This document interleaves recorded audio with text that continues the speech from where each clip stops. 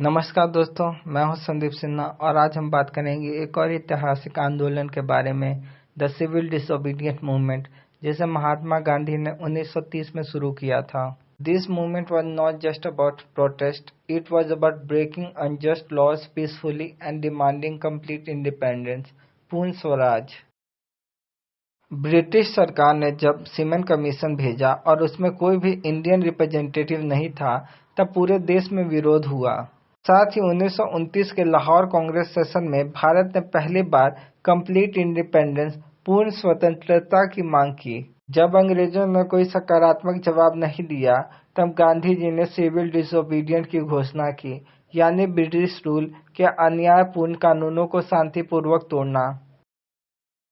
यह आंदोलन 12 मार्च 1930 को शुरू हुआ, जब गांधी जी ने साबरमती आश्रम से दांडी तक का 240 किलोमीटर की यात्रा शुरू की। दिस वॉज कॉल्ड दांडी मार्च और इसका मकसद था ब्रिटिश सॉल्ट लॉ को तोड़ना। ब्रिटिश सरकार के अनुसार इंडियंस खुद से नमक नहीं बना सकते थे।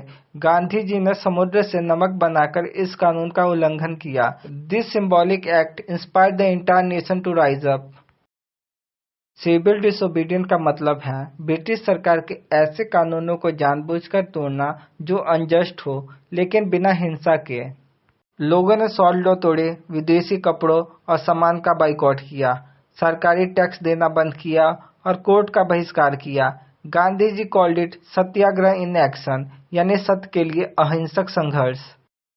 इस आंदोलन में हर वर्ग के लोगों ने हिस्सा लिया। महिलाएं घर से बाहर निकली और प्रोटेस्ट मार्च में शामिल हुई। स्टूडेंट ने स्कूल छोड़ दिए, फार्मर ने टैक्स देने से मना किया और व्यापारी वर्ग ने फॉरेन गुड्स बेचना बंद किया। It became a national wide mass movement, एक ऐसा आंदोलन जिसमें पूरे देश की भागीदारी थी। ब्रिटिश सरकार ने इस आंदोलन को दबाने के लिए कठोर कार्रवाई की। Thousands of peaceful protester were beaten and arrested. Gandhi ji को भी गिरफ्तार किया गया और कई प्रमुख नेताओं को भी जेल में डाला गया। Yet people remained non-violent and determined. British सरकार को जब आंदोलन को रोकना मुश्किल लगा, तब उन्होंने बातचीत की पेशकश की। इन मार्च 1931 गांधी जी और वाइसरॉय लॉर्ड इरविन के बीच गांधी-इरविन पैक्ट साइन हुआ। इसके अनुसार सरकार ने पॉलिटिकल प्रिजनर को रिहा करने की सहमति दी। गांधी जी ने आंदोलन को स्थगित कर दिया और सेकेंड राउंड टेबल कॉन्फ्रेंस में भाग लेने के लिए लंदन गए। हालांकि यह वार्ता सफल नहीं रही। जब लंदन की राउंड टेबल कॉन्फ्रेंस से कोई नतीजा नहीं निकला, गांधी जी इंडिया लौट गए और देखा कि ब्रिटिश सरकार और अधिक दमन कर रही है। ही रिलॉन्च द मूवमेंट इन 1932, लेकिन इस बार रिप्रेशन और ज्यादा था। Arrest, beating and media censorship शुरू हो गया। Yet the spirit of resistance continued to grow among Indians. Civil disobedient movement ने दिखा दिया कि भारत के लोग अन्याय के सामने झुकने वाले नहीं हैं। This was not just a protest, it was a moral awakening of a nation.